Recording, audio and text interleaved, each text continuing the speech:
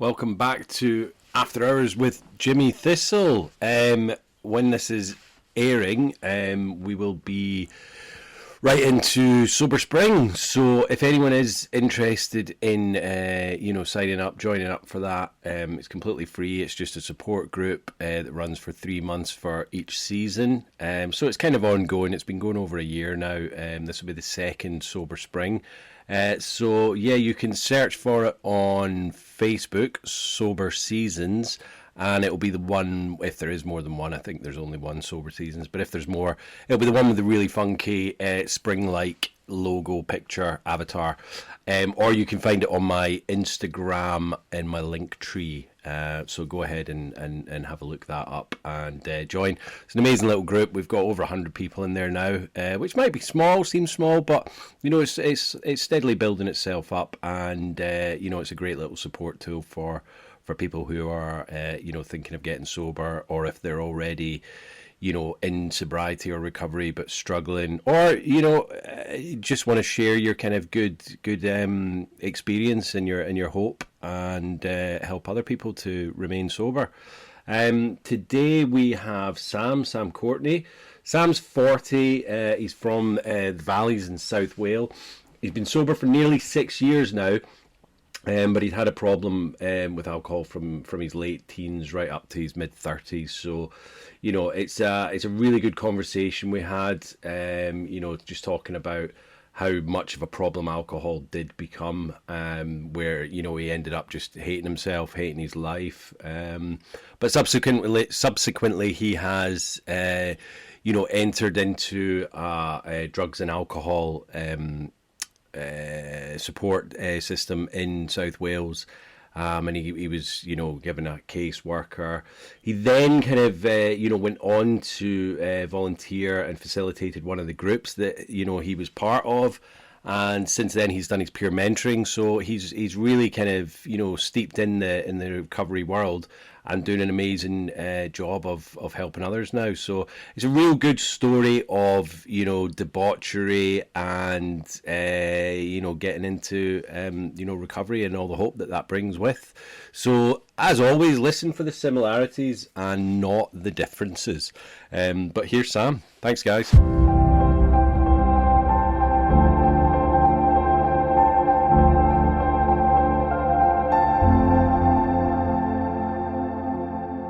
Sam, welcome to After Hours with Jimmy Thistle, mate. How are you today?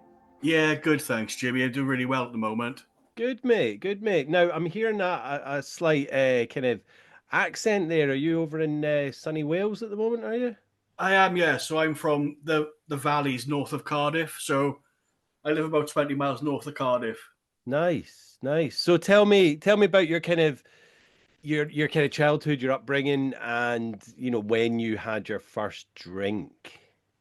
So childhood wise, I was always quite happy as a kid. There was always a bit of a problem with anxiety, but obviously I didn't know what that was at that point. Hmm. So in terms of like early childhood, primary school, um, most of it was fine. I was always a bit different to other kids, which I later found out is down to ADHD and autism, but it wasn't understood back then. Um, so I got picked on a little bit, but I wouldn't go as far as to say it was like full on bullying. Hmm. But the time I really noticed the anxiety is when I went from a tiny primary school of like 100 kids to a high school of nearly 2,000. And that's when the anxiety became a big thing. And I tried my best to come up with any excuse not to go to school and that kind of thing. Hmm. Um, the drinking thing, it didn't really happen early on for me. I mean, I tried little bits and bobs with family as a young teenager. In like, if I'd had a meal with my grandparents, I might have a glass of wine. Yeah. But I think in terms of going out drinking with kids, I didn't really do that in my early teens. I think I might have done it once or twice. Okay. But like when I was 16, probably nearly 17, is when I started going out to pubs drinking. Hmm. Um, I don't think there was any kind of addiction early on, but there was never an off switch. So I was always the one getting in stupid states. But I think partly is because my tolerance was low because I wasn't used to it. Hmm. But there was definitely something that switched the first time I got drunk. I thought, oh, I like this. Yeah. And when do I mean the thing? So Sam, how old are you? When were you born? 84, so I'm 40. So you're a few years younger than me. So yeah, but still roughly same era, kind of growing up, 80s, 90s, noughties. And I think like it's interesting you say you weren't that young when you started drinking. 16 and 17 is still pretty young. Do you know what I mean? I mean, I think Yeah, I because mean, a lot of people on the podcast and other podcasts and people drinking, I think it's like early, it's like 13, 14, 15. But to be honest, 16, it's still early, isn't it, man? I You don't know? think you can do it now. I mean, when I Yeah. was 16, like when I was 16, I still looked about 12. So when I was like 17, I started getting served in pubs. But it was different then. As long as you looked at least 15, they'd kind of serve you. Yeah. But Like like, don't, they have to ask for an ID now if you don't look 25 yeah, or whatever it is. Yeah. if you look under 25, yeah. So, but we used to go to the pub at lunchtime. As long as we had the sixth form tie on, there was a Hmm. pub next to school and they'd serve us. And the teachers would be in there on a Friday afternoon as well. I mean, they kind of ignored the fact we were there. So on the understanding we ignored the fact they were there, kind of thing. It sounds But like an episode of The Inbetweeners, doesn't it? But it's madness because it was a different time, and yeah, that's the thing. Like, I think it is a good thing from if you told me this 10 years ago, I would have been like, shut up. But because, we're seeing it from the other side of the fence, it is a good thing that people are cranking down on, underage drinking yeah, and because it's I mean, almost like people can get done for grooming if they're allowing kids and minors into bars and things like that. And that is, I'm not saying that yeah, everyone's doing that, but it's a kind of manipulation. It's allowing people to get drunk when their bodies aren't ready for it. And I'm not going down the grooming thing, but do you know what I mean? It's like that. I get it. You shouldn't be giving underage people alcohol if you're knowing that they're clearly underage, which, if you've got your school tie on, then clearly you're not Yeah, ready for but that. it wasn't just the fact they let you drink; it was the states they'd allow you to get in. Yeah. I mean, I remember like I drink myself. It started happening a lot when I was about. I think when I turned 18, or just before I turned 18, Hmm. my dad moved to the university and he got me a summer job there. Um, I thought it was a made up job for me to have money. It turns out it wasn't. I didn't do the work, but that's a different story. But Yeah, like, yeah, but it's keep you out of trouble kind of thing, wasn't it, as well? it Yeah. didn't, because I had money in my pocket for the first time. Because I never had a part time job when I was in sixth form. I used to mow my nan's lawn and she chucked me a tenner here and there and wherever. Yeah. So I could afford to go out one night a week. But like, you could go out with 15 quid back then. You couldn't do that now. You couldn't have, No. well, what, 2 pints probably? If that, Three if maybe? that, I mean, Yeah. it's unbelievable how much it is now. I mean, I used to when I was drinking, I found out about Sammy Smith's pubs. I don't know if you've got them in Wales, but it's a Yorkshire brewery. I think John Smith's brother was Sam Smith, and Oh, right. they are dirt cheap. Like you could get pints for about £1.50. My dad's local in Yorkshire. Before they moved over here, you could get a pint of lager for I think 1.55, and Yeah. this was only about maybe 8 9 years ago. So it wasn't that long ago, and you could get a No, pound a pint. It wasn't great stuff. Don't get me wrong, but no. it was Like, you all don't right. care, do you? Once you've chucked a few down you. But like, I Yeah, remember when I started going out drinking, I mean, in a pub, Carlin was like 180 a pint and Stella would probably be 2 quid. yeah. That's the prices when I started going out. And like 15 quid back then would buy you 7 pints of Stella and you'd be in an absolute mess with that. And I was just going to ask, would you be the Stella man or the Carling man? I started off quite sensible. Like when I was Yeah, 16, I think I got hammered a couple of times because I just wasn't used to drinking. yeah. And I'd go out. The first year I was going out to the pubs, I'd probably go and see a band because my local pub, they're like a cellar bar and they play like all punk bands and metal bands and that kind of stuff. So it was Thursday night we'd go out. I wouldn't really go out over the weekend, but Hmm. we'd go out on a Thursday night and I'd probably have 3 or 4 pints of Carly and I'd be merry, but I wouldn't be in a state. Yeah. Right. And I think when I had that job and I had my first paycheck, and it wasn't a lot, it was like 200 quid, but 200 quid when you're 18 living with your parents, that's a lot of money back then. Oh yeah, yeah, yeah. And Absolutely. I I got in a really bad mess one night. So I went out drinking every night for that month or so I was in that job. Hmm. Then my parents meant me going on holiday. Well, they did, but I was meant to be having the house to myself. But then the night before they went away, one of my friends had to call them to come and pick me up from a pub because I drank myself into a coma, Oh, basically. So drunk, I didn't even recognize my own mother. It's just Jesus. like, I'd like to say that was like the isolated incident, but it wasn't. That's just, it got to a point where I was like, that's where I was like every time I went out towards the end of my drinking career. Yeah, it's like a kid in a sweet shop, isn't it? And Yeah, if you enjoy it, then it's like, well, I don't have an off switch, so I'm just going to keep going for this because I enjoy it. yeah. But I think when I left school, I fucked up my A levels. Sorry, am I Mm. allowed to swear? Yeah, yeah, yeah, man, crack on. It's all right. I GCSEs, I didn't really do any work, but I passed them all because you can be a GCSEs if you're like half intelligent. I think you can get by with GCSEs. But I went to A levels, didn't do any work, and I started smoking weed, and we'd have like bong competitions over the shop before going to first registration in the morning.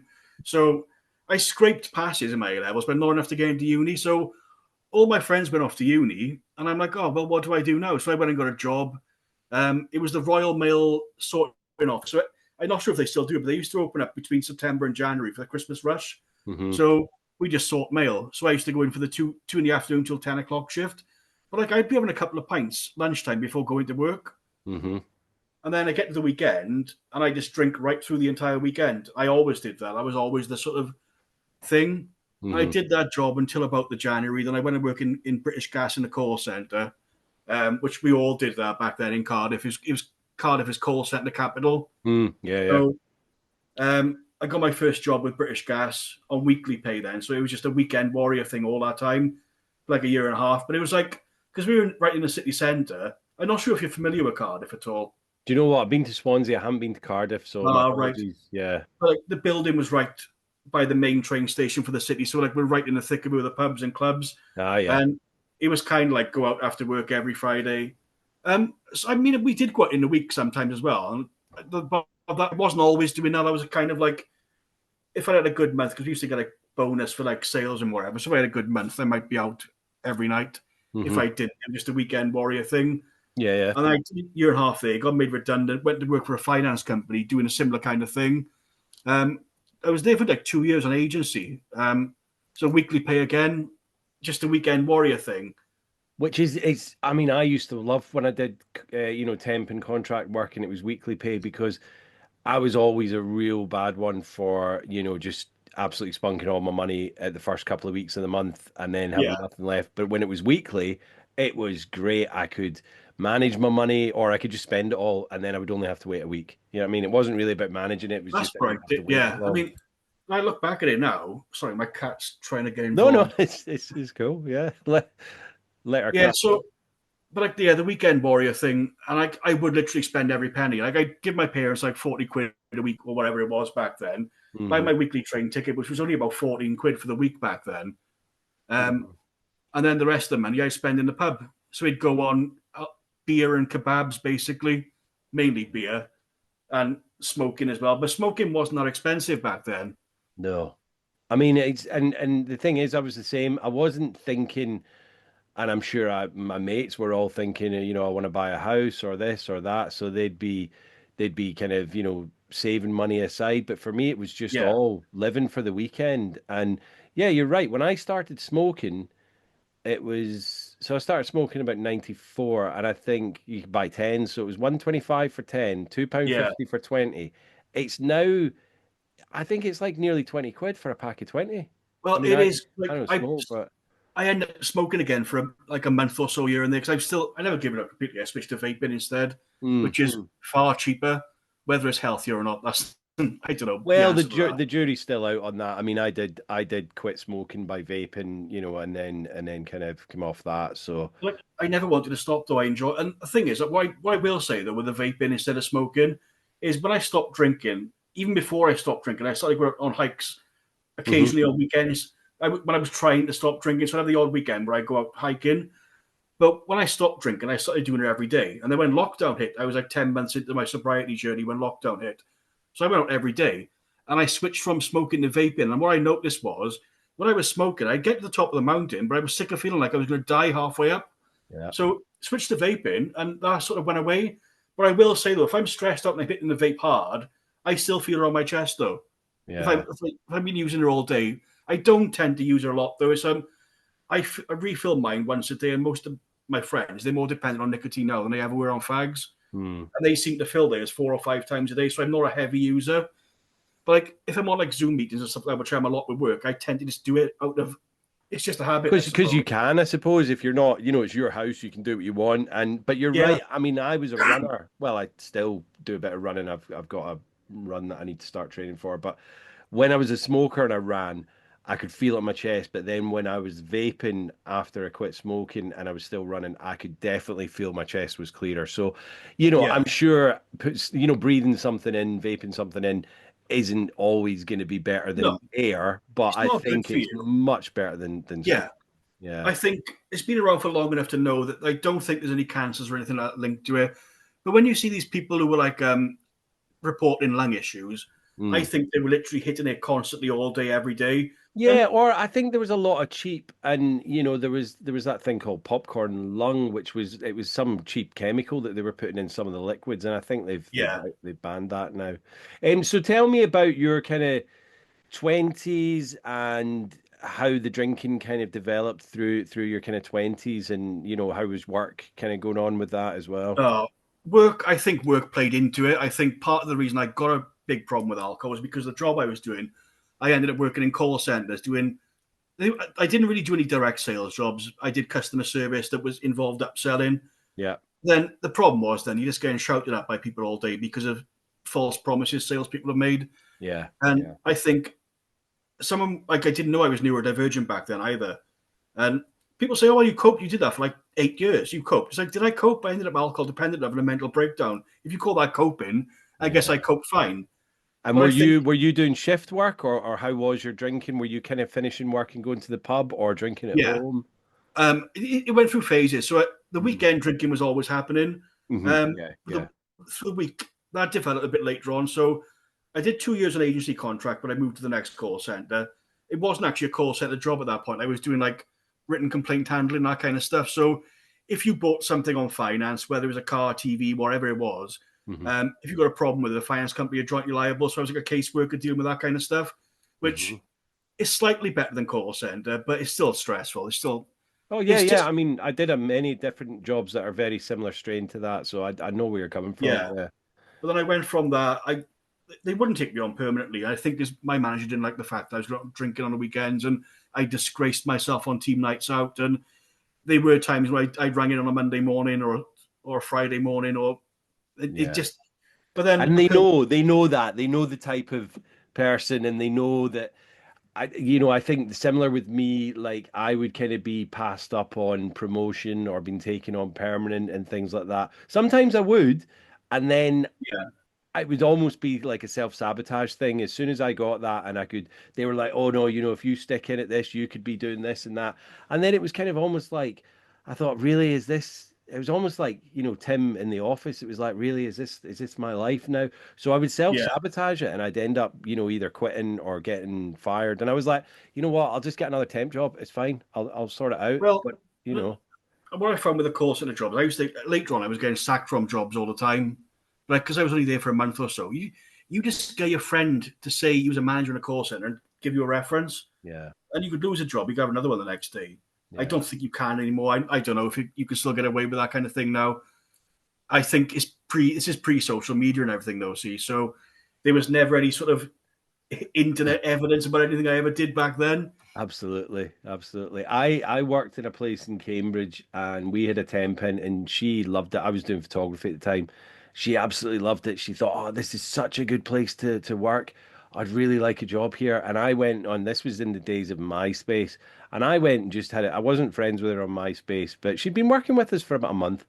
And I had a quick look in her MySpace and I said, what was her name? I think it might have been Gillian or something. I mean, we're talking like 20 odd years ago. And I said, come here a sec.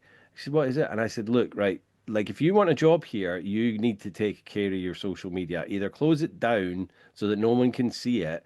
And because there was Yeah, pictures, there was pictures of lines of coke, there was ecstasy tablets, that's there was her and her yeah, boyfriend getting completely sparkled, and it was just, and she was like, oh, you can see that, and I was like, yeah, it's not yeah. it's not hidden. You've not hidden it. So she was a bit freaked out with that. She never got a job here because we only needed temporary positions. But that was like I was kind of aware of that back then as well. So my social media Yeah, quite but I closed kind down. of thought you were meant to hate your job though because everyone else did. But it Yeah. was it wasn't all bad because we had a good laugh as well. Especially I think call center is a great job for like a year after you've left school. Just do it for a year, Yeah. especially if you're doing if there's a bit of sales involved. You might get the best sales on the floor one day, and it was little things like that boost you up a bit when you're a kid. But I Yeah. don't think they were ever meant as long-term jobs. And I did it for like all in all about eight years I spent in call centers, all that kind of environment, and I just didn't care about it. I just lived. I worked to drink. Yeah. Like all through my 20s, I didn't go on holiday ever. Never went abroad. I might have gone to like weekends away in Tembe or something a couple of times, but I never went on like an actual holiday ever. All through my 20s, most of my 30s as well. I just didn't do that because every penny I had went on drink. If I went to town, like shopping or whatever, I wouldn't even have money to buy a can of Coke because literally.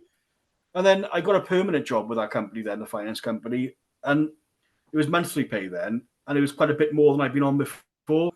And what was happening was I'd go out every day for like the first 10 days of the month, then be skint. Yeah. But Yeah. then the problem was then it was payday loan time. So I was starting, this is when Oh, payday loans were easy to get. So I'd get a payday loan of like £1,000. And what I'd do is before I defaulted on that one, I'd take another one out somewhere else.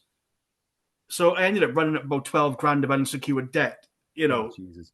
from drinking basically, because I was taking out payday loans, never paying them back.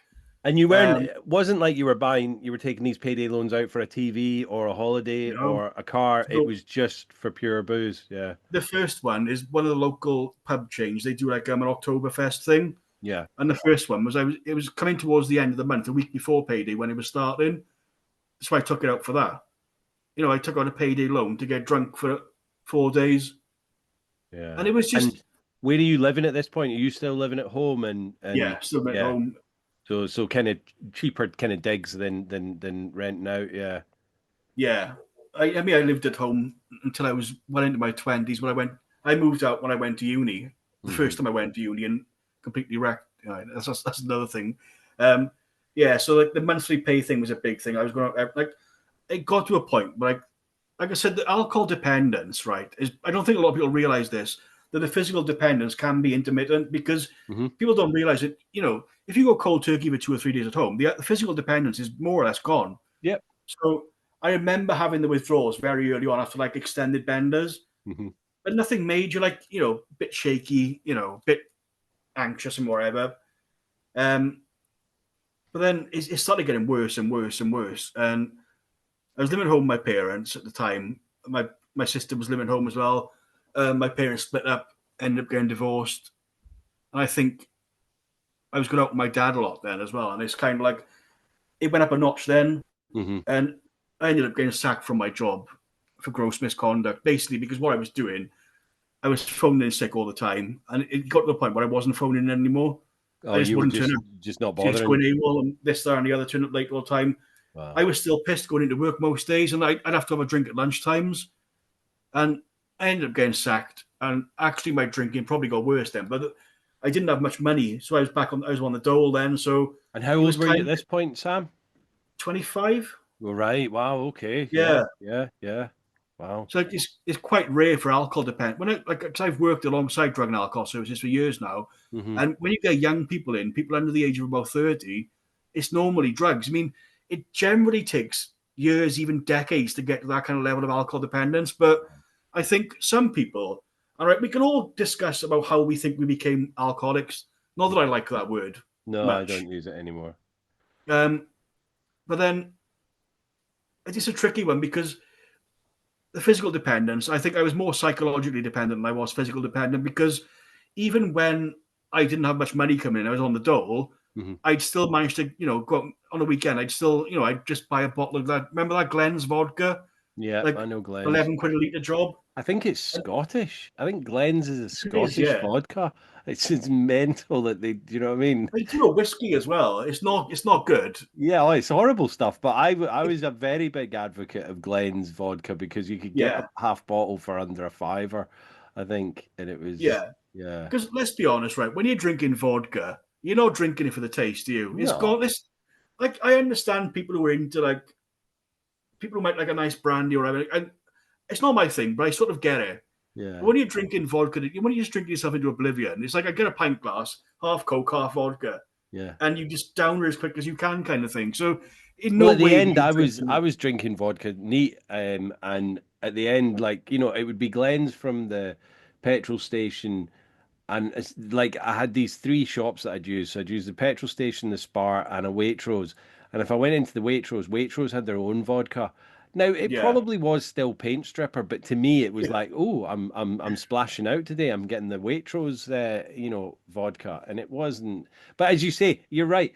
Like I'm not buying Grey Goose, which probably still tastes like paint stripper. Do you know what I mean? It's still vodka at the end of the day, but Yeah. um, it's still well. Having said that, I loved it because I was addicted to it. So I You, needed the vodka, yeah. and I I would mean, just your brain tricks you. Your brain will make you think it tastes nice. yeah, yeah. It's If I like was to have vodka now, I mean, I'd probably pass out after a sniff. But the taste, the love that I had for it, it wouldn't be there because I've been away from it for so long now. it's a tricky one though because I don't know what you think about alcohol-free beers. Like I didn't drink one for the first time until I was 4 years sober when I first tried one, Well, and I was I've over a heard you, year before I tried yeah, one. Yeah. but I've heard you say this, and I thought this way as well that I wasn't using it as a replacement for alcohol. For me, if I was going to be out for a few hours, how many pints of Coke are you going to drink? You can't, can you? Yeah. So I was using it as an alternative to soft drinks in an odd way. And it wasn't a problem. But what I noticed was I was smashing them down me like I was drinking. Yeah. And went on holiday, went to Tenby, and I went to a beer garden. I sat there, I had a bottle of Zero Budvar or whatever it was, and I had one, and I had another one. I ended up having about six of them. And I'm thinking, why are you doing that? You just sat on your own, Yeah. and you just drank six of those in a row, and you're not even getting drunk. So I thought, that's weird. And It is then, weird because you wouldn't do the same if it was orange cordial or no, I'd, Coca-Cola or I'd have Sprite. one. You would Yeah, have I'd have one. one. If it Yeah, was a really one. hot day, you might have two, but you're not going to smash six of them, are you? So it's kind No, of it's harking back to that old like dependency and the old behaviors. So I yeah. I got worried, and I mean, if I go out now, it's literally one or maybe two I Guinness. don't touch them anymore because I realize I don't actually like the taste that much. I think if I'm out for a meal, I'll have a Coke because even in a restaurant, it's like people don't care what you drink. People No, don't no, care. no, not at all. I mean, We nobody's have a really Coke in looking a at your nice, glass or yeah, anything. Yeah. but no one bothers. Like you have like a nice glass bottle of Coke with a glass with ice and lemon. It's nice. Or I love orange juice. It's one of the best tasting drinks on the planet. So it's Mm. what I found though. The reason I stopped drinking them was because I drank an alcohol-free Guinness about 6 months ago, Hmm. and I went through a phase of drinking nothing but Guinness. Yeah. They made me feel weird. Like not drunk as in slurring and staggering about, but that warm glow. Mm. I thought I don't like that. That's weird. I felt something drinking that because it tasted exactly the same.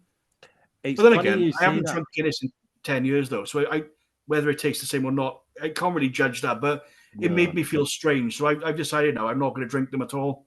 It's funny you say that, Sam. I was out for There was six of us out for dinner on Saturday night, and they all know my situation. Some were drinking, some weren't, and um, I had a pint of Guinness, and we're at the table, so obviously the waiter's bringing it over to you in the pint glass.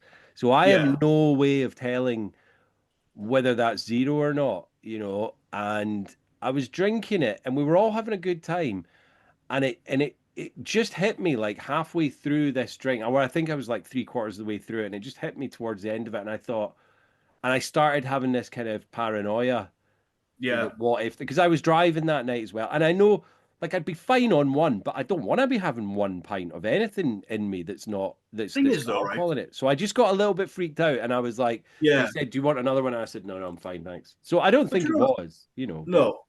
But like, do you know, like you haven't drunk in what's it like 5 years for you now, isn't it? Coming It'll up. be it's 4.5 years now, so yeah, yeah. Yeah. So it's a long time. So I'd be Do hammered you know, after one. yeah, you wouldn't. Yeah, you might pass a breathalyzer because of the small amount you've had, but you'd probably still get quite drunk off one. Yeah, yeah, yeah, yeah, yeah, Remember the first time I ever drank a pint, like especially when I drank a pint of Stella, I felt wrecked after one pint of Stella when I first went out drinking. yeah. I mean, it took me a long, long time to build up any kind of real tolerance to alcohol. Even When I like, was when I was about maybe 17 or 18, and I lived in Aberdeen, and we'd go for a couple of pints before college because we our college didn't really start till like 12 o'clock some days. So we'd all meet yeah, up and we'd go for a couple of pints. And I remember this was back, so this would have been 97, 98, and Caffrey's had just kind of come out on the market and you could get it on tap. Yeah, And yeah, Caffrey's in those days was rocket fuel. I think they've since brought the percentage down, but I think it was like 5 or 6. But it was the way yeah, that it was brewed. You could have two of them and you'd be flying. But I'm the same. It took me a while to build up tolerance to it, but I enjoyed it because I was like, oh, I could have two of these, go into class like a little bit, merry and yeah. buzzing. So yeah. But So then, how did it kind of transpire through your kind of 20s and 30s, and when did you well, start to think? I mean, obviously you're thinking at this point in your 20s there is an issue. Did anyone say to you like, "Listen, you might have a problem here" at that point, yeah, or my parents were worried from my early 20s. So I was wrong. And they said people see me out in public, and they said you had like a vacant stare, and it's things like that. And like, I don't think my parents realized how much of a problem I was getting. I hmm think I think a lot of the family thought I was just drinking too much because that's what I did. hmm Um, it was always darker than that. I think for me, I knew it was a problem on the cards when I was in my very early 20s. hmm Remember, I had a month off drinking once just to see if I could do it, and I thought I'd done a month, so I'm fine. And then the first thing I did after that month was go out and get absolutely hammered for like 4 days straight. yeah, So that was when I was like 22, 23, maybe. So I think the problem was there I think for me, I think the problem really started when I first tried it because even though it took a long time for the problem to sort of manifest, I yeah, always felt like really socially awkward and this anxiety thing and whatever. And remember the first time I got drunk, all that feeling went away. yeah. And I think the seed was planted when I was about 14. It took like 4 years to start manifesting, but I think that's when it happened, looking back at it now. And I think I can blame it on the anxiety. I can blame it on the untreated ADHD. I can blame it on family history of drinking. And those all played into it. But I think some people have just got a problem with alcohol because then when I first drank and I got drunk, hmm something switched in me, that feeling. yeah. And I think all the other things played into it, the anxiety and everything else. But I think I'm just one of those people, and I don't know if people are born. I don't believe right that people are born an alcoholic or an addict. I don't believe that at all, which is the AA kind of mantra about it. But then again, I don't know that for a fact, do I? No But I one knows think you really. can be more susceptible to it, Yeah. if that makes sense. And I Well, don't know, I don't know whether it's in your DNA or whatever, because my brother, he's exactly the same kind of makeup as me, both the same parents, grew up in the same area. He likes a drink, but he's never had a massive problem with it. yeah, He doesn't drink as much now. My dad's always liked to drink, but he's never, my dad's always from that old school, like, get up, you have to go to work and whatnot. He'd never get yeah, himself in a state. I think I've seen him maybe drunk a couple of times in his life, but that's it. So I know what you're saying. The AA is like, oh, you're born with it. You're predestined to do it. I don't know if I believe that. There's still no, not enough research on it to no, there's say not. this is how But this is how it's going to yeah, happen. but if you look at certain mental health conditions as an example, right? If you take ADHD as a prime example, Hmm if you look at people who are accessing alcohol services in Wales, drug and alcohol services in Wales, they reckon it's about 50% of those people are ADHD. Yeah, And they say, on average, about 50% of people with ADHD develop drug and alcohol dependencies, especially when it doesn't get caught in childhood, doesn't get treated. yeah, But if you look at the people who misdiagnoses and went all through their 20s into their 30s with the condition, it's more like about 90% of them end up with drug and alcohol problems. So I think people with certain mental health conditions or neurodiversities, hmm whatever it is, I think some people are more prone to it. But then again, spreading awareness of that could actually stop you from getting that problem in the first place. So I still made choices, didn't I? hmm hmm So it was a lot of But heavy. the thing is, so when were you diagnosed, Sam, as ADHD neurodivergent? 35, so 5 years back. A Yeah. So the bit thing longer, is, maybe. with our generation, like there was loads of people at my school, few kids that were like, looking back, they were clearly neurodivergent, but they were just Yeah. classed as the naughty kids. Do you know Well, what I that's what. mean? And a lot of them were obviously taking drugs a little bit before me. They were going out and drinking a little bit before me, but then, I Yeah. catch up. I mean, I don't think that I'm ADHD or anything like that, but I know that what you're saying, like so many people in recovery have found that they've got ADHD. Now, the thing is, obviously, this is being found at very early ages now. Whereas you Yeah. look at our generation, there's this whole generation that's been misdiagnosed or undiagnosed, and now they're Yeah. dealing with the fallout because, as you say, it could be up to 90% of them have developed like alcoholism or drug Yeah. addiction. But did you know with ADHD though that until 1995 it wasn't even recognised in the UK as any kind of condition? Wow. So 1995 was the year I started high school, and I think it might have been suggested by some teachers to my parents that there's something going on because he's scoring really, really well in these tests we've given him, but he's doing really bad. And like I was always really naughty all through primary school. I almost got expelled, but I was Yeah. never nasty. I was never a bully. But I didn't know I was being naughty till I was going to bollocking. It's just this impulsivity thing.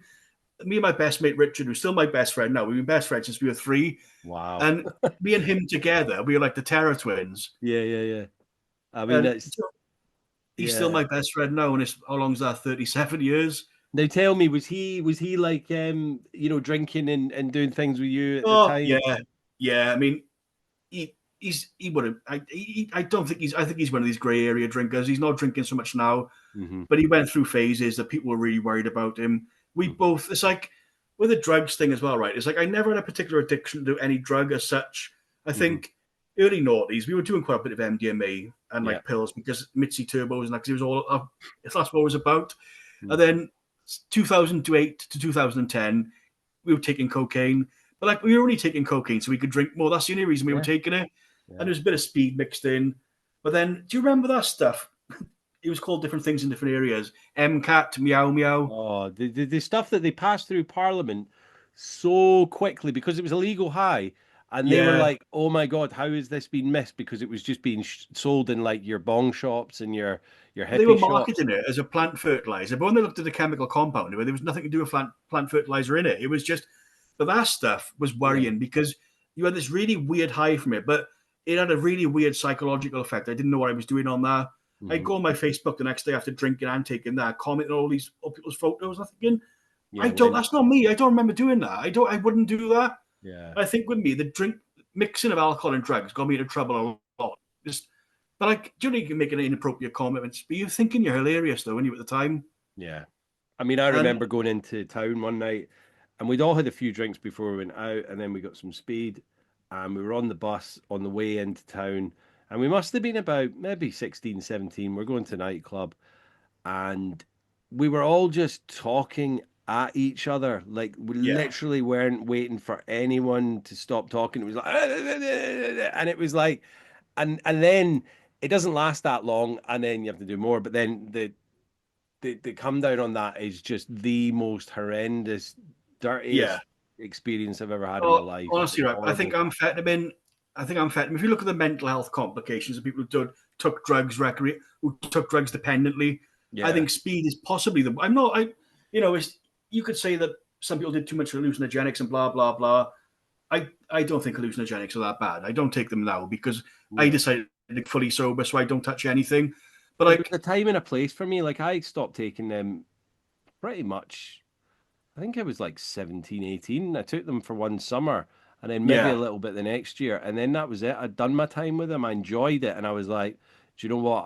I've kind of seen, through the doors of perception and my mind has been, opened and I don't really need to go into that head yeah, mincing factory again, and I had a great experience on it.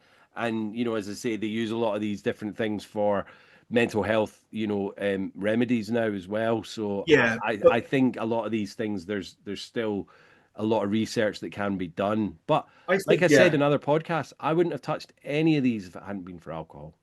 I don't think I would have touched any drugs without alcohol, to be honest. Even the only thing I did without drinking quite regularly was weed. I think when I was in sixth form, early on, the first year of sixth form, I was probably smoking more weed than I was drinking.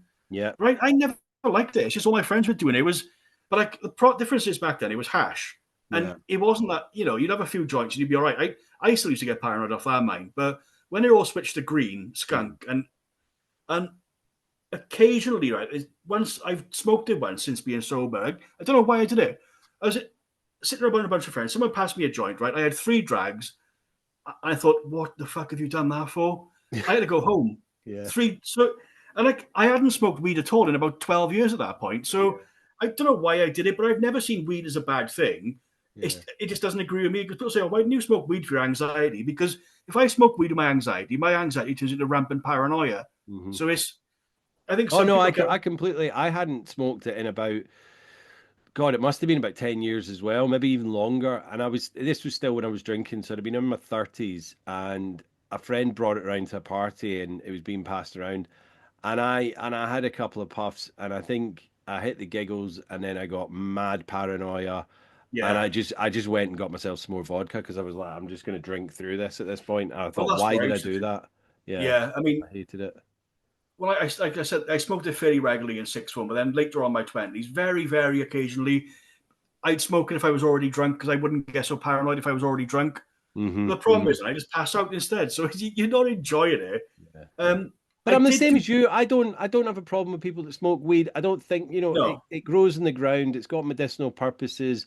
It's legal in most places now. I mean, you can get medicinal cannabis over here in the Isle of Man. And it's, I've chosen not to do it for a long time, not to do yeah. with my sobriety or anything.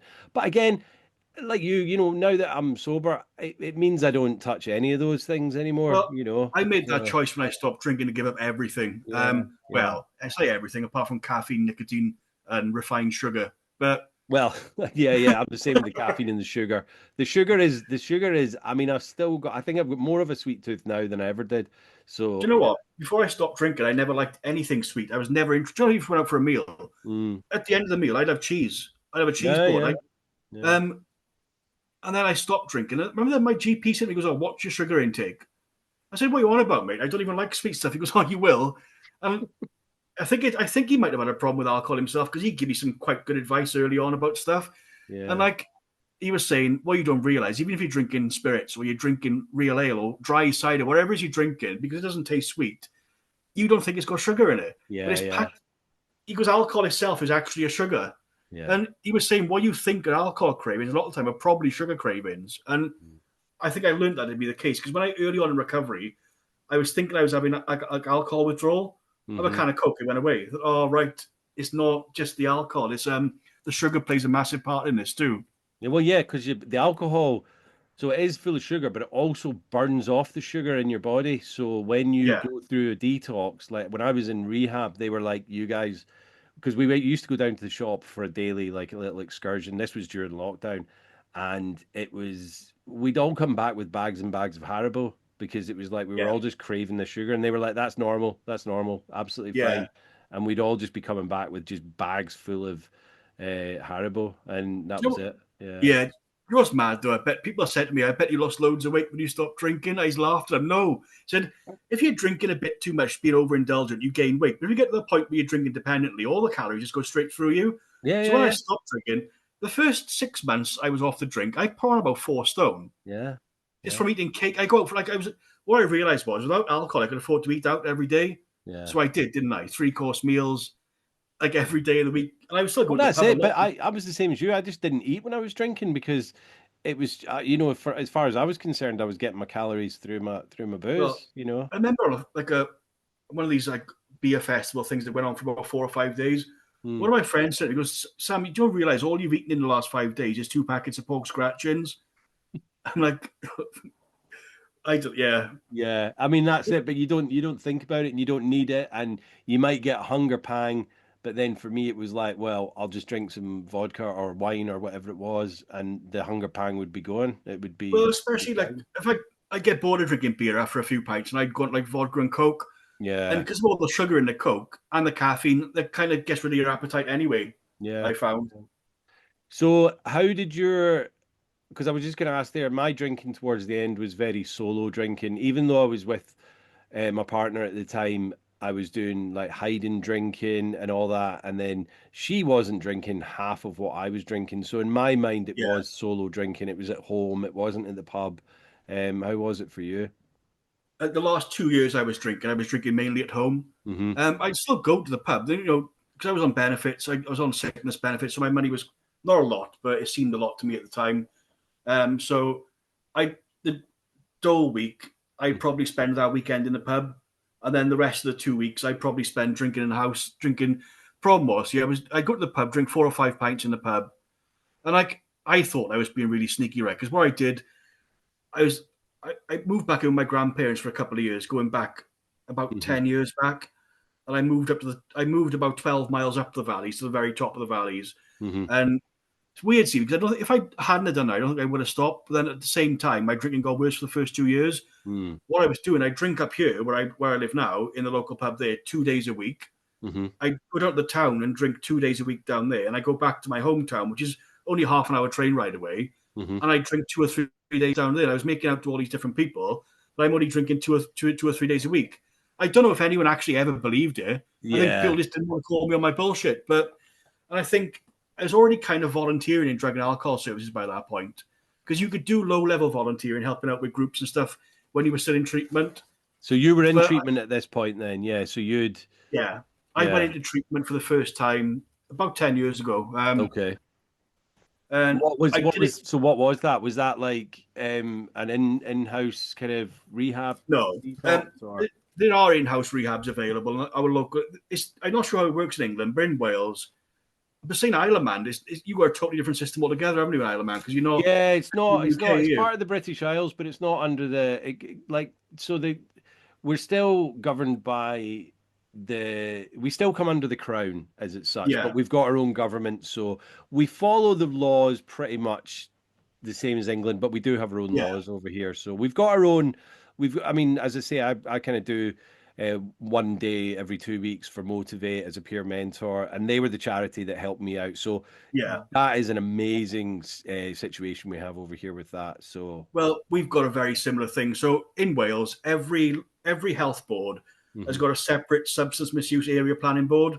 So Right. it's run by the local authority. The funding from Welsh government comes into them, and what they do is they put it out to contract for the different charities. So Hmm. in it's a bit different in every county, but in my local area, my health board, you've got an organisation called Barod, which is the Welsh word for ready. Right. It used to be called Drug Aid, but I think that sounded a bit too, I with this language thing, though, I think they put too much emphasis on language about whether it's negative or positive. Hmm. I get where they're coming from, but sometimes it goes over the top. I don't see like drug aid as being like an aggressive sounding term, but they No. did. They Whatever. spend too much time and money on things like that, don't they? When it's a name's a name. Do you know what I mean? If people know that it's going Yeah, to help them, then they'll go to it. Yeah. yeah. So I mean, the Welsh word for ready, I think that sounds quite nice. So they do like the psychosocial intervention, so the one-to-one caseworkers, the group work, the activities, the Hmm. recovery groups, the drop-ins, and then you've got like there's the NHS who are part of it as well. So they deliver what they call the community drug and alcohol team. So they're the medical side of it. So Hmm. if you need detox or medically supervised detox, or if you need a substitute prescription, Hmm. then they do all that kind of stuff. There's all they've got mainly nurses and a couple of doctors working for them, but then they all work together. So my local health board is Cwmtaf Morgannwg. So it's the health boards in Wales. It's a strange one because it's three separate local authorities in one health board. Okay. So it's Wales. They changed.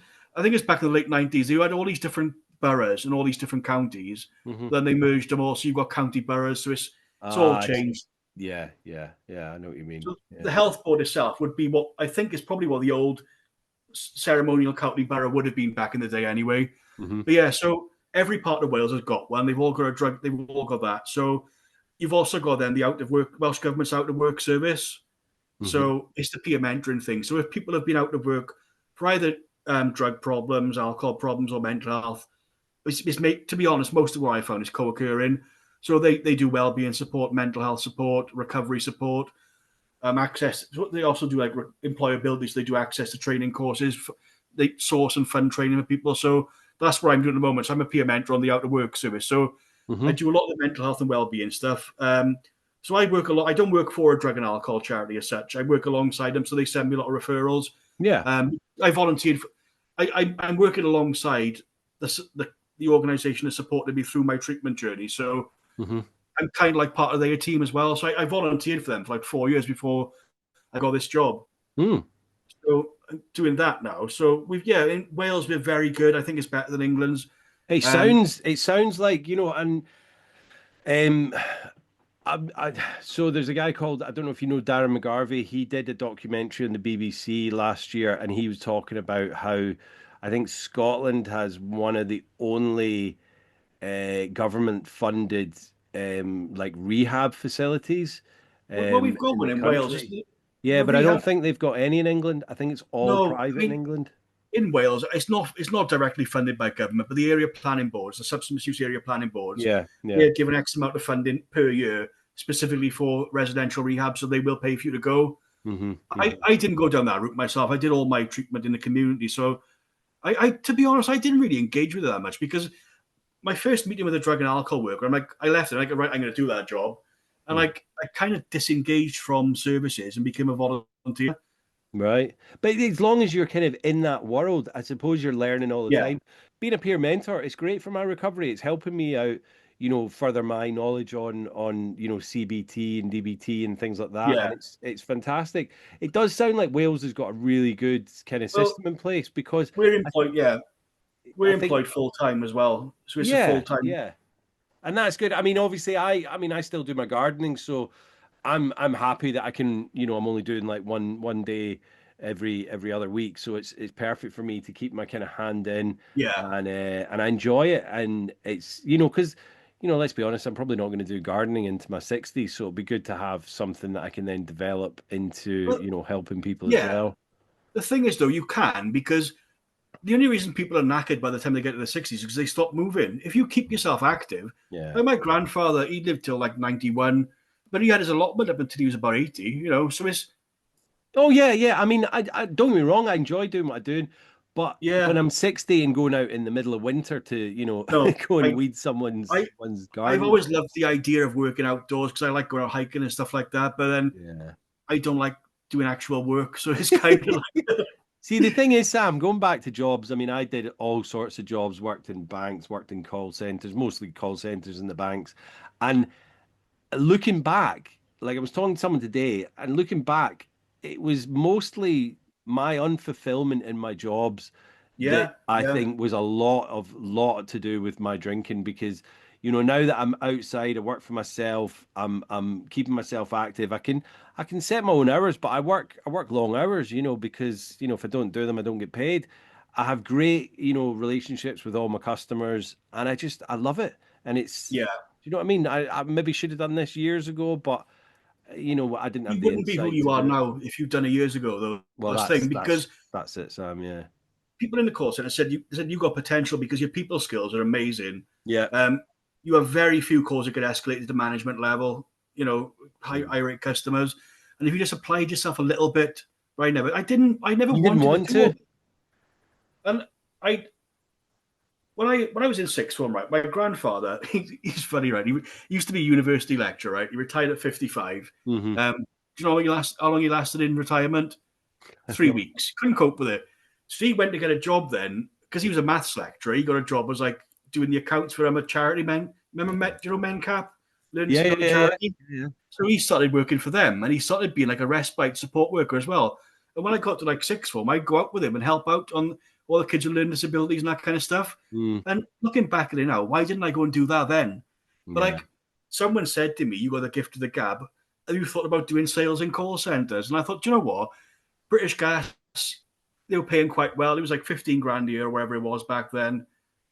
And I don't know. It's like, would I trade it? In some ways, I think yes. But then when I started volunteering in drug and alcohol services, I think what changed for me is like when I first shared my story on Facebook, because people had heard me say over the years, "Oh, I'm giving up drinking." And like, all right, I think people got sick of hearing it. Yeah. And then I completely outed myself on Facebook, saying I'm holding my hands up. I've been a complete dick for years. I'm sorry to everyone, but I've got a massive drinking problem. I want to do something about it. And Hmm.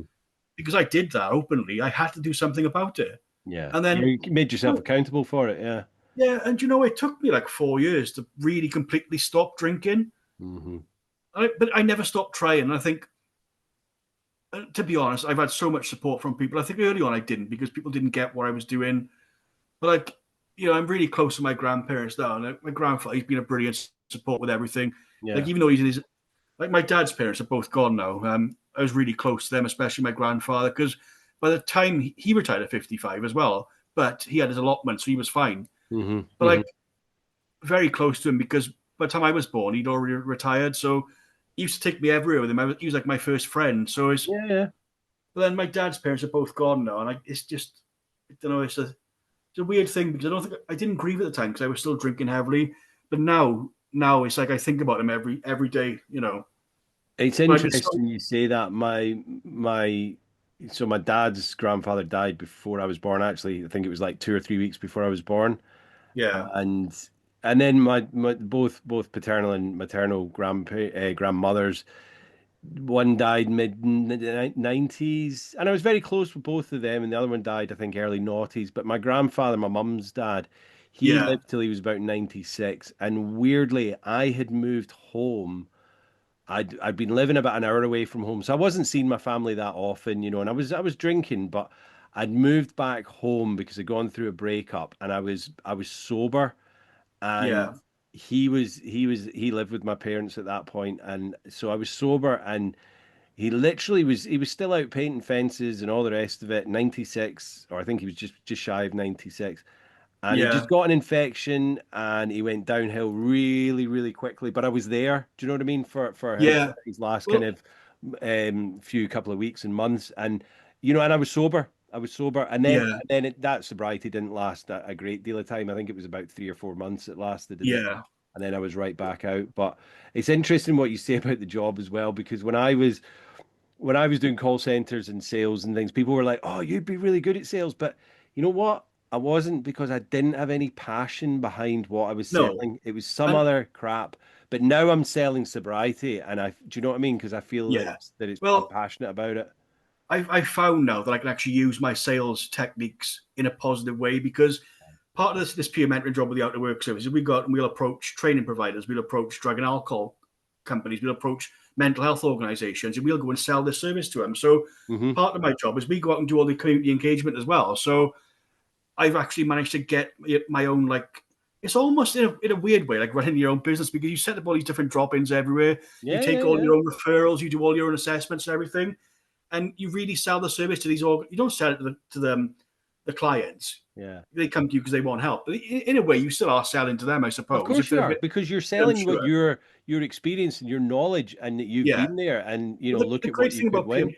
yeah, I mean, the great thing about the peer mentoring role, especially in Wales, is a purely lived experience job that Yeah. to accept to do the peer mentor training in Wales, you have to be signed up to be getting support from the peer mentoring service to begin with. Hmm.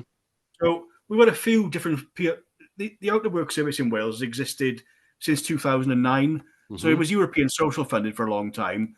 Obviously, when we left Europe in 2016, they give us money up until the end of 2020. So I was getting support from a different organisation. Hmm. It's actually most of the same staff now that they was then, kind of thing. Yeah, yeah, But yeah. then it just disappeared for like 2 years because like I was volunteering in drug and alcohol services, and like I don't drive right, and they were very adamant that because you've got to do home visits as a drug and alcohol caseworker, that we won't take people on without a driving license. Peer Hmm. mentoring role is different because you meet people out in the community. So I say to people, I'm in this town this day. I'll meet you for coffee and do. So Oh, I do all my okay. appointments in coffee shops. I spend off my time in Costa and places like that. Yeah, yeah. That's So that's a it's great way of doing it.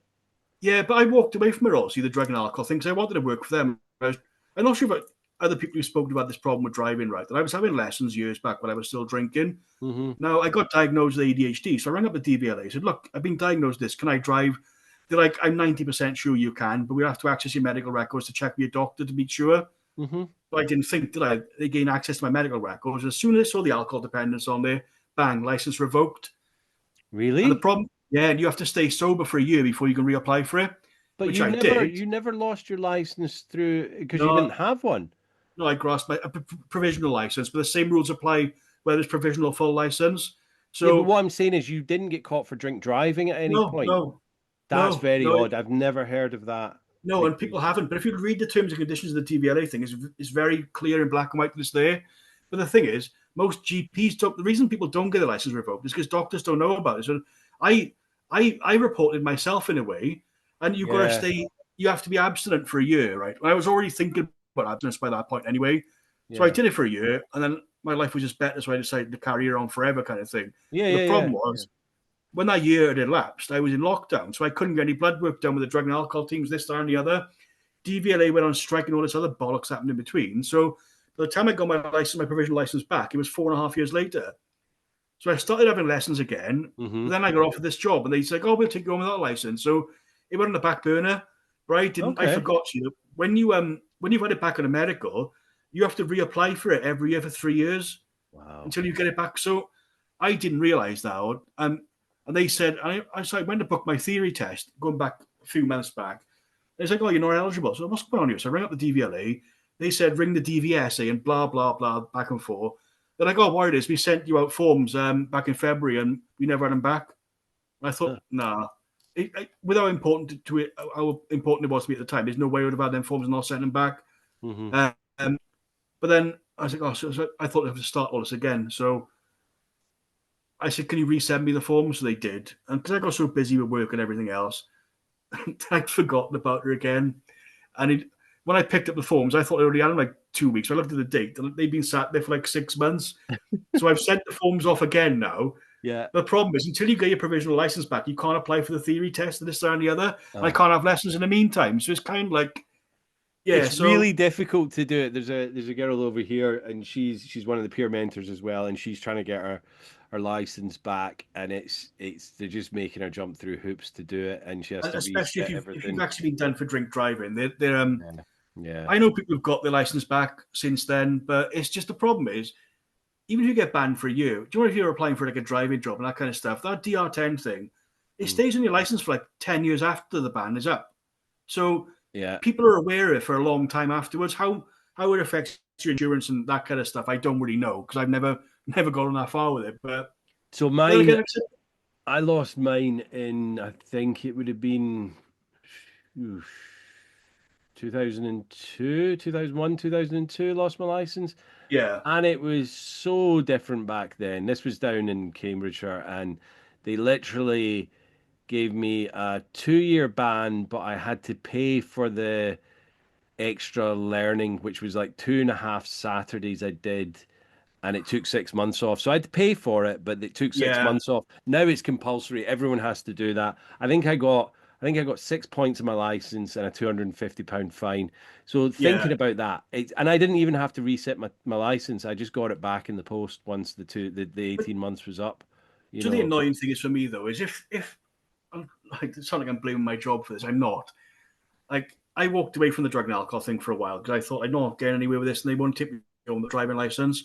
And the peer mentoring thing disappeared for like 2 years because and then Welsh government decided they were going to fund her instead rather than European social funded. yeah, So out of the blue, this new peer mentoring project started. I signed up to get a peer mentor for support, and then they put me on the peer mentor course. And then 2 days into the course, they asked me to apply for a job. So, and I think that if the job had come a bit later, I probably would have forced myself to learn to drive and pass my test before it happened. Well, they yeah. said, "Oh, we'll take you on without it." So it's kind of like the problem is I'm covering an entire health board on public transport, which is not ideal. Yeah, you'd be better off with the car. I mean, obviously, in the Isle of Man here, like there's public transport, but like I'm a gardener, so I need my car.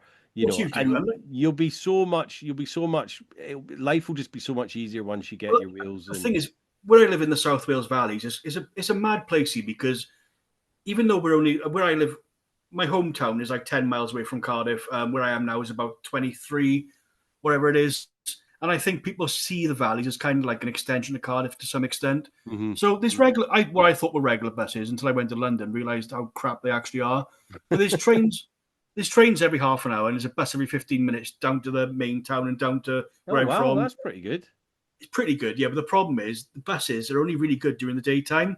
Yeah, After four, they start slowing down after like 4 o'clock, and then after 5 o'clock there are buses. But then you got if I go down to the local town, I don't do it in the nights because I'm constantly watching my phone to see the time because they're only every 2 hours at that point. And the yeah. trains, there's just been so much trouble on the trains in the valleys. People getting pissed up and coming back from Cardiff, and Yeah. then they get pissed up in the main town of the county, which is where I'm from, and coming back up the valleys. And it just there's been so much like trouble and fighting on the trains. I've got zero time for that nonsense. Yeah, So you don't want to be involved in that. You don't want to be have no. to deal with that So on it. Or when if you've been I'm working all day. Yeah, yeah, if I go to Cardiff for a gig or wherever, I'll stay in a hotel for the night. yeah. It's actually cheaper than getting a taxi home. So it's kind of like the experience. You go to a show and wherever, you're not rushing back, stay in a hotel. Have a mooch around the capital city in the morning then. So it's kind of like you make a weekend of it rather than just being a night out. Yeah, So yeah, yeah. And you can do that it's, because you're going to enjoy it and remember but it as well. problem is now, right, where I live, isn't it? It's all, the valleys used to be like this massive powerhouse of industry, where all the coal mines in South Wales were. Yep. Obviously that's, since the 80s, pretty much, there was still one working pit up until about 10 years back, but they're all gone now. Mm-hmm. But what's being left is all this reclaimed mining ground, and a lot of it like the countryside parks now. So it's even though you're close to major towns, you're also. I'm not really close to a major town. I'm like 10 miles from the major town, Mm-hmm. at the very like in the head of the valley. So basically, there's a mountain behind my flat, the Rigos Mountain, and once you get past that mountain, you're pretty much in the Brecon Beacons National Park. Then, Oh so wow, yeah, okay. so I'm quite far up. So, and if I want to, if I want to go to the beach on a whim, right? Unless one of my friends happens to be driving to the beach the same time I want to go, I Mm-hmm. can't do it. I can, Yeah. and but it takes 3.5 hours, and like that's why I love my seaside holidays so much because I don't get to do it most of the time. So, Mm-hmm. but No, yeah, I that's, mean, I that's did good, driving man. thing. And if I wanted to go somewhere in the night, go see friends in the night, I haven't got a car. It's just, it does make things all that more difficult. It does, and you'll get there. You'll get there, man. You know, it's one of those things. But you're doing all the right things. But obviously, life gets in the way, and it's like, right, I need to set some time aside for doing those forms. Yeah. So tell me, Sam, would you do you think that alcohol still has a place in today's society? It's a tricky one, right? Because on a personal level, they could stop making alcohol tomorrow and I wouldn't care. I really wouldn't. Yeah, yeah, But yeah. at the same point, I think you're taking away freedom of choice because I'm kind of like pro legalization of drugs because I don't see the point in criminalizing people. So I Hmm. can't really say I'm pro drugs and anti alcohol, even though purely from a public health point of view, I am quite anti alcohol because of what the damage you can do. Hmm. But I do think there are people that can enjoy it responsibly. And but even at they're learning now, even at small doses is poison. But I Yeah, don't think it's for me to decide that. I don't think you should take that choice away from people. I think there should be a lot more education into what the damage actually is, yeah. because we didn't know, not really. When you're like 18, 19, 20, you're not thinking of liver cirrhosis and heart disease and this kind of No, stuff. no. And I mean, I agree with you. I don't think alcohol's going anywhere because it makes too much money for the government. But I think education and I think the stopping of the glamorization of it, the advertising and the kind of pushing it towards, younger kind of children and adults as well, Yeah, because this whole glamorization of, beach clad um men and women on the beaches and all that looking glamorous when they're literally that's not the reality, is it? It's like that's no, just the kind I mean of painted picture. it's they made a massive mistake back in the 90s when they started introducing alcohol pops. There's Yeah. no possible way you can try and argue me telling me that wasn't aimed at kids. Of You course it cannot was. tell me. You There's cannot tell no me it way, wasn't. there's no way like anyone over the age of 22, 23 was drinking hooch and Bacardi breezers and all of that. It was Yeah, all aimed at us underagers, so yeah. I think we Because went you a bit couldn't taste off any course. alcohol in it at all. It was just pure sugar. Yeah, I think we went off course somewhere, Jim, because I don't think we really went into the alcohol dependence bit, did we? About when that became like a No, so massive yeah, thing. yeah. Tell me about your alcohol dependency So like then. it was bouncing back and forth. So there'd been times over the years where I've been dependent for a few months or whatever it was, especially if I'd been living on my own. Um, the big problem for me was I think it was always kind of linked to the anxiety. But about 10 years ago, Hmm. I started drinking specifically for anxiety a lot of the time, where I was Yeah. consciously thinking I'm feeling anxious, having panic attacks. And I think the doctor had diagnosed me with like general anxiety and depression at the time, and they were medicating me. So the problem was I was drinking on the medication. So I think a lot of that Hmm. really bad anxiety was caused by mixing the drink with alcohol, mixing Yeah. the drugs with alcohol, but then drinking more alcohol to try and cover up for that fact. And I think the last 2 years I was drinking, I was dependent for the entire time. I think Hmm. drinking first thing in the morning. I'd get up about 9 o'clock, have a coffee. I'd have a drink by 10 o'clock in the morning most of the time. Go to the pub by about 11. I mean, some days I wouldn't, and if I didn't have a drink by 1 o'clock in the afternoon, I'd start shaking. And I had a really nasty withdrawal thing once that, do you know, I didn't even tell the drug and alcohol services because I went against their advice. I was meant to be reducing down gradually. They had Hmm. me booked in for a clinical detox. I earned the money one weekend, and I didn't want anyone to see me in that state. I could have borrowed money off friends, family, wherever, but I'd just bite the bullet, go cold turkey because I'd done it before, and I'd felt horrible, but nothing bad ever happened. Hmm. But then I didn't take into account by this point. The last year or so I was drinking, I was probably drinking either 5 or 6 pints of cider, then a liter of vodka when I went home, or Yeah. I'd buy like a flagon of white cider and drink that before drinking the vodka.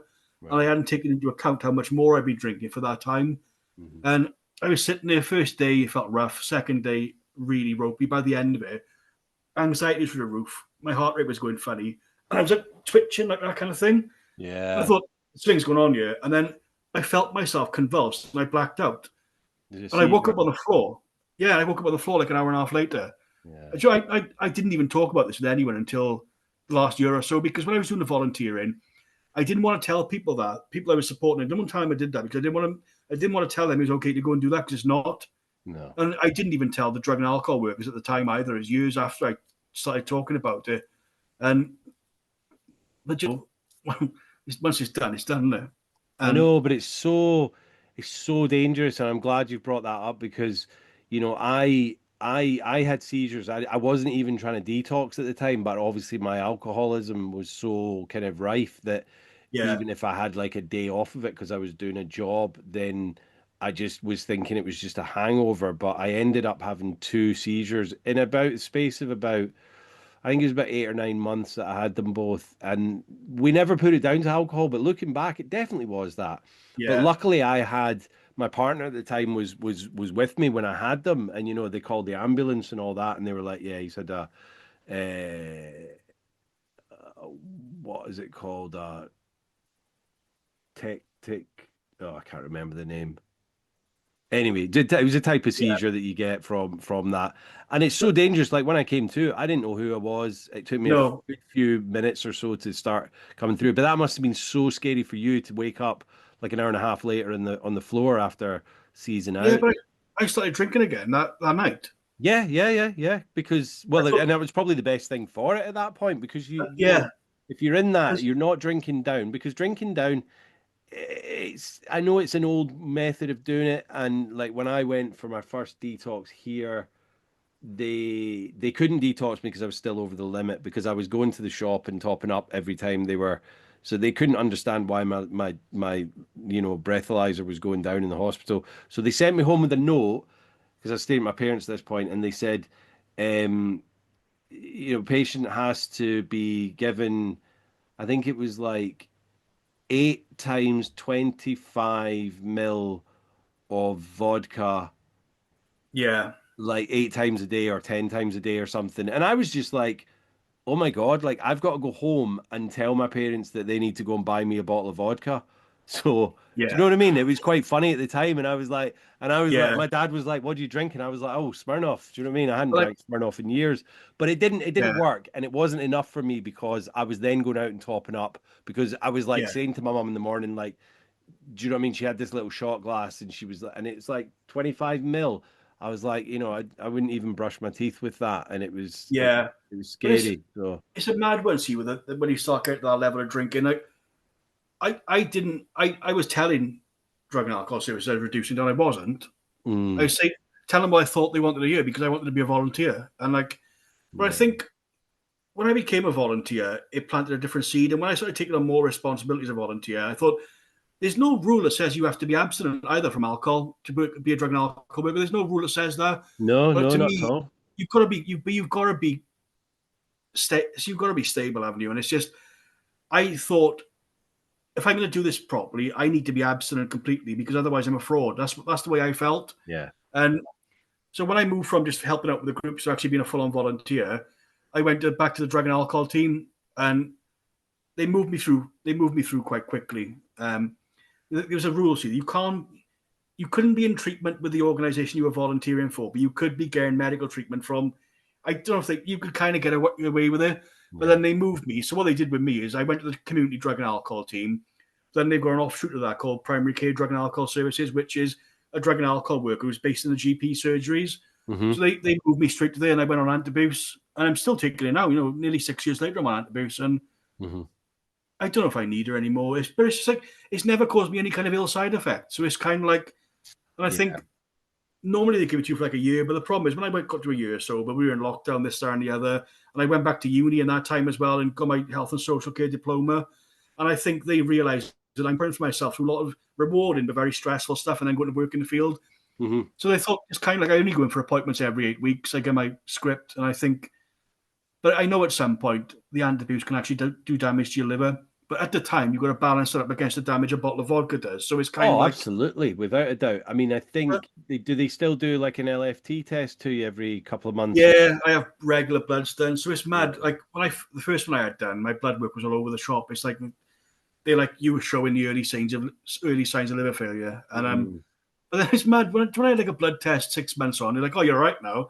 When I went and had the blood test done like 2 years later, they're like, now there's like no evidence it ever happened. The Yeah, liver is a fantastic organ, but it is it'll until you only get take so yeah. much. If you It'll get to only the point take where your so much. entire liver's cirrhotic, that's it, you're done. Because Yeah, you can go on the liver transplant list, but you've got to stay abstinent for a year before you can even go on the list to begin with. The yeah, chances are, I know one person who had a liver transplant, but the general thing is you die and wait for one. That's what normally happens to people. yeah, yeah. But And looking back it's to so now, dangerous, once you get to that point, and it's like, mm, it's it's a dangerous road once you get there. I mean, I'm touch wood when they did my tests, and it was all clear, and I still to this day have no idea how it's not. yeah, There's people that are obviously smaller and slighter than me that definitely weren't drinking as much, but they've ended up with cirrhosis of the liver, or early I think stages of it. Yeah. I think what saved me was like I have a few months where I was only drinking on the weekends, Mm. and then I did try stopping drinking about 10 times before it actually worked, and I'd go for a month, maybe even 2 months sometimes. I think I did. I think I might have done like 12 weeks once. So I think those breaks of a month, 2 months, 3 months here, there, and everywhere, they might have been actually what saved me thinking about it now. Yeah, yeah, yeah, because you are limiting yourself, and you're kind of, if you were full on like a powertrain without having those stoppages, then yeah, you could be, well, we might not be I'd speaking. be dead now. I don't think there's any doubt about it. And like drug and alcohol services, they saved my life. When I signed up with the first peer mentor project, I did like the level 1 peer mentoring course years ago, Hmm. and then I didn't do anything with it. I went to volunteer for the drug and alcohol service rather than doing the second part of the training. But then I had a peer mentor that she was amazing, and it's just like she showed me that there was a life after addiction. Yeah. And when you see someone else doing that peer mentor job, and she helped me load. She helped me get into volunteering. She helped me do all my training courses. I went to uni, so from her point of view as a peer mentor, it's like she got to see me get better and go off and Mhm. and now I'm working as a peer mentor, and it's kind of like, Oh, like she'll be proud of you, man, and you need to be proud of yourself for yeah, that as well. like, and then when the peer mentor project disappeared, I didn't engage because they were there, and then when they made a comeback, I signed up for support again. So Hmm. so the peer like my latest peer mentor, she helped me get. So I did the level 2 peer mentoring, but it was only like it was like 1 day a week for like 8 weeks. But the thing is, because I did all these courses with Adult Learning Wales, Hmm. I did all these like counselling skills courses, mental health awareness, substance misuse awareness courses. So I can put them all together to get that. Do you know, there's like 200-hour mental health peer mentoring diploma. Hmm. So I can, because they're all the same accrediting body, I can put them all together. I've got that one. So I got my health and social care diploma from uni. Then I got my mental health peer mentoring diploma as well now. So it's kind of like, it's almost like looking back at someone else's life now. And do you know, this job is amazing, but I had 3 months off on the sick quite recently because I was burnt out from all the travel and stuff like that. And Yeah. it wasn't just the travel. I think I didn't have a work-life balance. So before I went back to work, I was out doing like 10, 12 12 mile mountain hikes every day, more or less. Hmm. And I think that my Instagram was just a recovery page back then. It was a recovery page and walks. Then the walks are part of the recovery. Yeah. But I noticed I went back to work full time and I stopped doing all that, stopped looking after myself. Mm. And my Instagram became like a shit posting site, stupid memes and stuff like that. So I want to bring it back to being the original thing it was. 'Cause I only ever went on Instagram to create a recovery page. And Yeah, there is yeah, and still it's some stuff it's on it, kind of, but if you get away from that, you think, oh, what am I going to post, and then you do end up yeah. posting But other I think stuff. when you Yeah, start doing the job 40 hours a week, you don't feel the need to post as much. yeah. Well, you don't have the time. You don't have the time. No, but like Um, I had 3 months off of the sick, and this is why I don't know what you think about AA. I've started going to AA now, and I never did before because during that 3 months I was off sick, the first month I did not leave my flat apart from going to the shop, and yeah. my mental health was in the toilet like it was back in the dark days of bouncing between drinking and stopping. Hmm. And I had a thought in my head: do you know what? Your life was better when you were drinking. I don't believe that for a second, right? No, But but your that mind thought plays tricks. no, that thought didn't last, but it scared the shit out of me that I had that thought because I hadn't had that thought in since like 3 months after I stopped drinking. I never really struggled with cravings this time I'd given up. And it wasn't a craving. That's why I've started going to AA. And I think I don't buy into it all right. It's the God, I don't believe in God. It's as simple as that. But when you talk about the higher power, giving yourself to a higher power, you can make that mean what you want it to mean.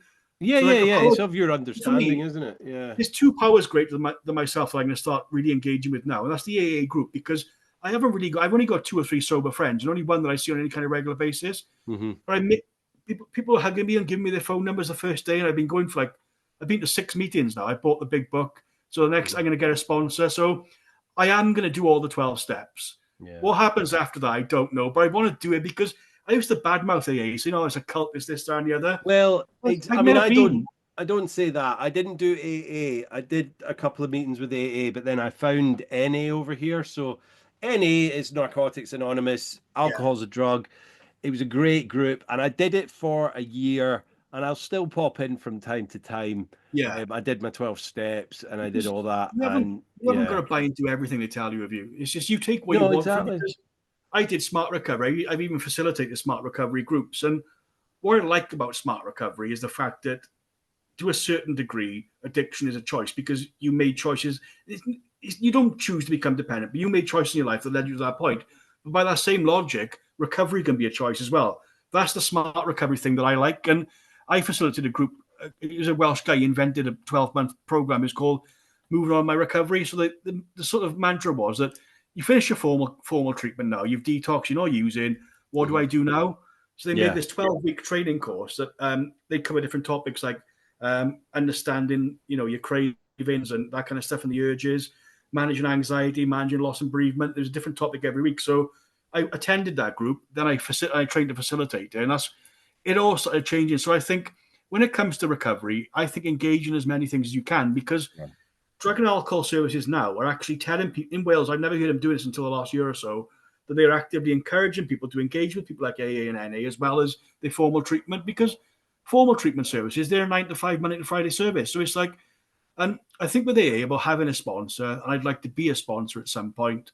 Yeah. I think And as you say, surround, it is good to get all aspects of different types of recovery under your belt and know yeah. because if someone comes into your care and they say, "Oh, I did AA and I didn't like this aspect of it." If you've not got any knowledge of that, then how are you able to help them? Well, that's the You thing. know? See, for me, I was repeating things I'd heard. Like all I knew about AA is what I'd seen on American films. I didn't know anything about it, and I was bad Yeah. mouthing it Yeah. because I only ever engaged with drug and alcohol services. What do you find? People who engage in only drug and alcohol services are really negative against AA, Hmm. and people in AA are found are quite negative against drug and alcohol Oh, services. people in AA hate But every other type of recovery thing. It's so nonsense. I love the sense of community, right? And I love how nice the people were there and how lovely they've been to me, and like they all give me their phone numbers and hugging each other, and it's just you need that, I think, sometimes. And it's just Yeah. because I work within the kind of drug and alcohol field, it's difficult for me to get support from drug and alcohol services Yeah. because of the nature of the job I do. So I think for me, I think I need something to be going alongside that. And I think I've got a lot out of it already. Just that sense, I've left them meetings feeling really happy. And it's Yeah, and they good. I mean, I got a right buzz when I did my NA meetings, and they really, really did. I liked the militancy of it. Like you're not allowed to speak when other well, people are sharing, and this, you know, that, and the other.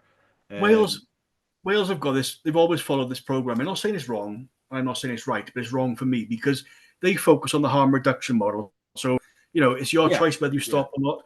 I'm not saying people shouldn't get support if they're not stopping, but I think there should be more of a push towards people's end goals being abstinence because yeah, I personally don't believe in controlled drinking because I think that if it does work for you, I think you probably didn't have much of a problem. I think you were probably, if you had a bit of a problem with binge drinking, you address early on. I think you can use that controlled drinking. I think for someone like me, even before I came dependent, there was no off switch ever. It no. was always like that kind of the more I drink, the more I want to drink kind of thing. And I like that. For me, I'm not saying it's right for everyone, but it's right for me. I like that black and white, no gray area thing. I For think me, I'm totally in agreement. I understand that like motivate over here, they do kind of adhere to moderation and controlled drinking, but yeah. for me it didn't work and it wouldn't work, and I know majority of the people that I know in recovery, there's no way it would work for them either. So No, Sam, go on. Sorry, what were you going to say there? No, but I don't think it's up to me to make that judgment for everyone because No, no, most of the people I met in AA, they said AA is the only thing that worked, and I believe it is the only thing that worked for them. for But them. like, But they but might they were not have tried anything else, and that might have been the no, first thing that they've got to, and it but, has worked.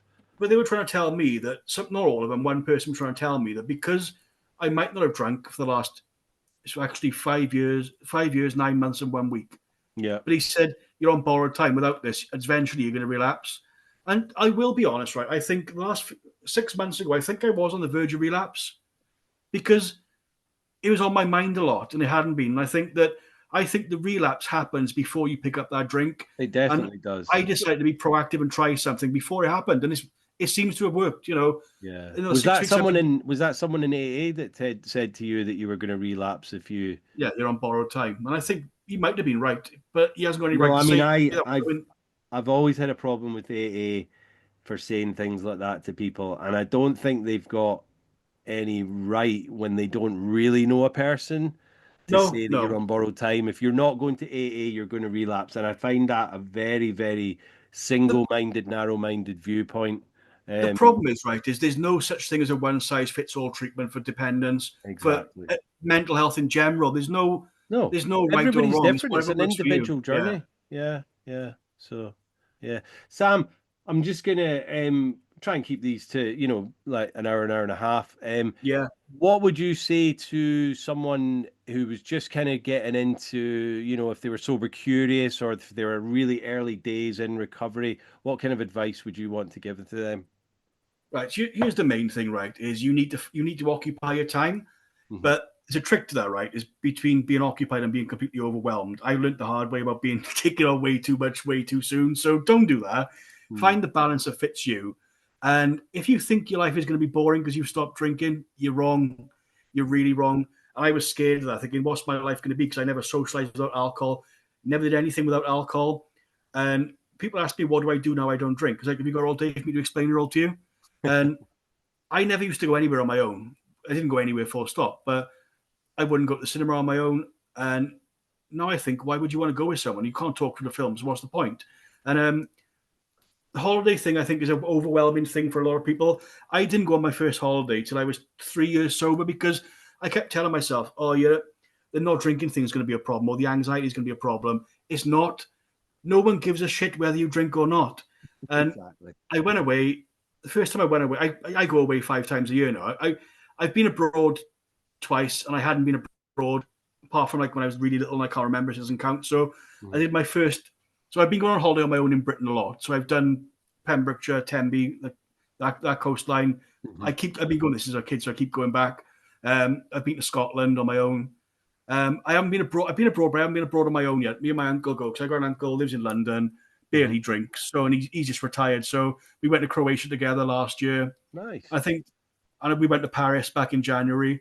And I thought Paris is going to be a bit odd with the not drinking thing with the wine culture, but again, nobody gives a shit. They Nobody don't. gives a shit. Nobody. You think you're going to be this standout person, but actually they're Yeah, just doing their own thing. They're not but caring about you what you're doing. find things that are fun, right? What haven't you done before? Like for me, I watched Ben Fogle New Lives in the Wild, and it made me go out hiking because he was showing me the outdoors. Then Yeah. I watched his Scotland one, the Sacred Islands. I started going on boat. I'm addicted to boat trips. I will not go somewhere now if there's no boat trips available. I So love I it. go out like the islands off the coast of Pembrokeshire. Yeah, yeah. I did a boat tour around Loch Lomond. The only Nice. time the drinking I thought we were going to have a bit of a problem was in Croatia, right? Fine, we're on an island, Viz, out the season, and it was fine. No, not many people about, no British people. We got to Split for the last couple of nights, and there's Hmm. nightclubs and Oh, it's restaurants it's everywhere. it's. I've never been, but it's a bit Yeah, and hedonistic. Yeah. I asked for an alcohol-free beer, and the guy goes, huh, "If you could call that beer." But that was it. There was that one comment, Yeah. and then it was one.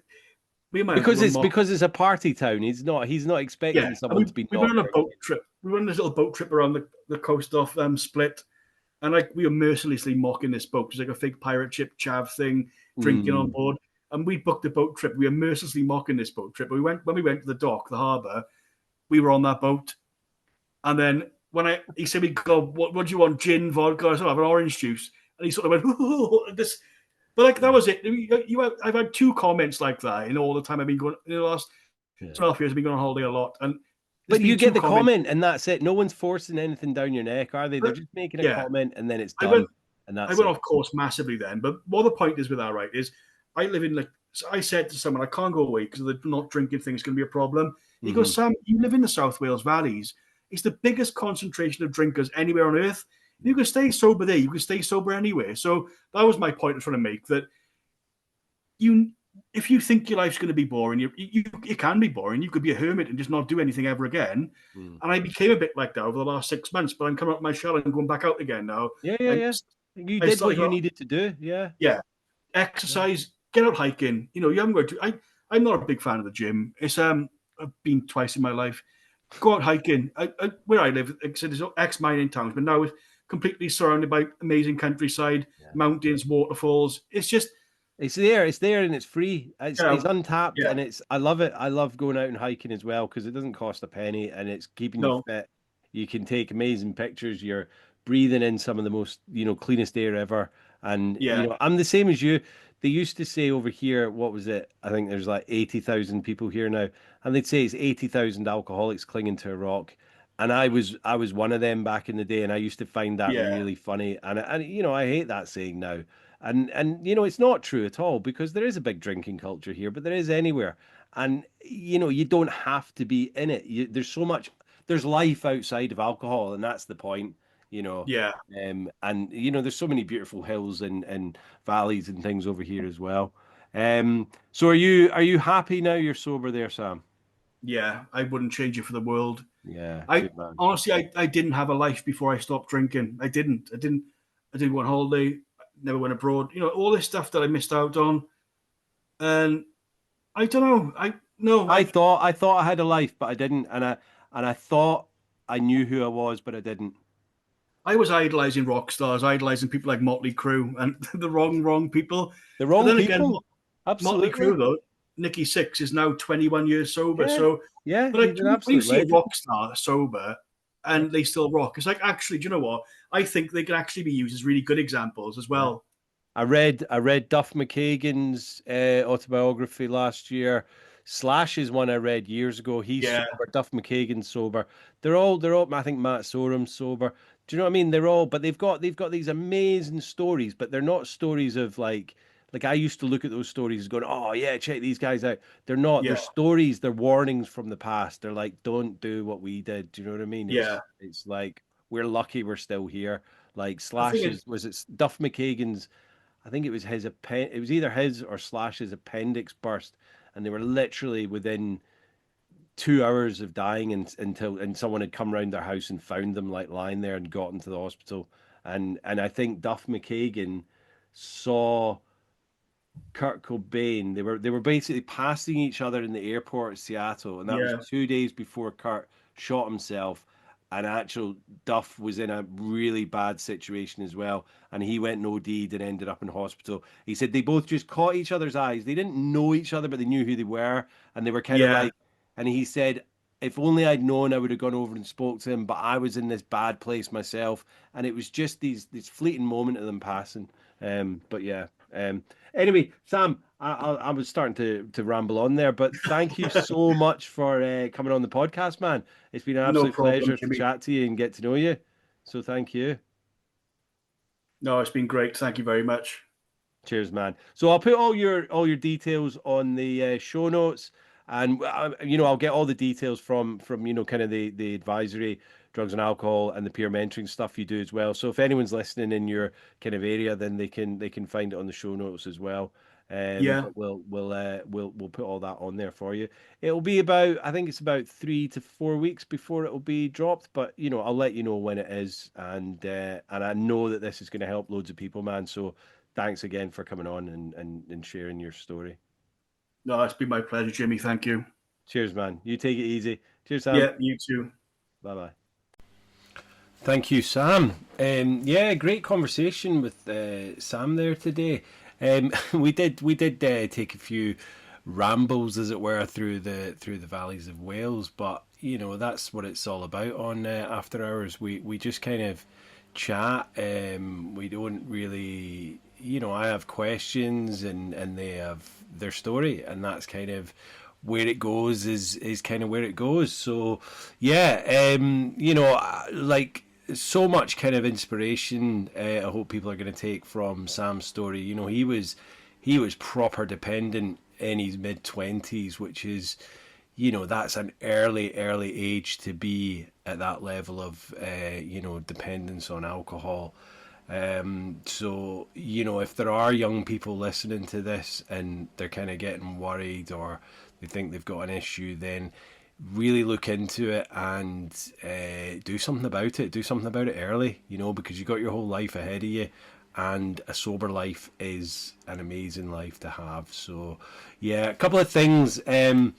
The seizure that I had was it was a tonic-clonic seizure, which is like your whole body kind of convulsing and shaking, and the alcohol with DVLA. So I've looked it up, and if you've got persistent alcohol misuse, including alcohol dependence without high risk features confirmed by medical inquiry and or evidence of otherwise unexplained abnormal blood markers. So group 1 car and motorcycle, which is most people, you must not drive and must notify DVLA. License will be refused or revoked until after a minimum of 6 months of controlled drinking or abstinence. Group 2, if you're a bus or lorry driver, you must not drive, must notify DVLA. License will be refused or revoked until after a minimum of 1 year of controlled drinking or abstinence. So, I'm not telling people that, if you've got alcohol use disorder or dependency to go and notify DVLA, but because I had no idea that, I have held my license since I got it back when I was 22, and I have had, a massive dependency on alcohol for many years, but that's not known. I mean, I don't know anyone else that's ever explained that to me. They didn't tell me in rehab, they didn't tell me in AA or NA or SMART, or, I'll speak to Motivate in a few weeks when I'm back in there. But it is very interesting. I'm on the Isle of Man. I don't know what the laws are over here because I hold an Isle of Man driver's license. Obviously, I'm not worried now because I don't drink. But yeah, that's a really interesting kind of thing to have noted up there. So thanks, Sam. So if anyone is kind of worried, look into that as well. Yeah, right. So that's been it. Sam has, had a great conversation and enlightened us on quite a number of things. So yeah, thanks again, Sam. Until next time, guys. Catch you later. Bye bye.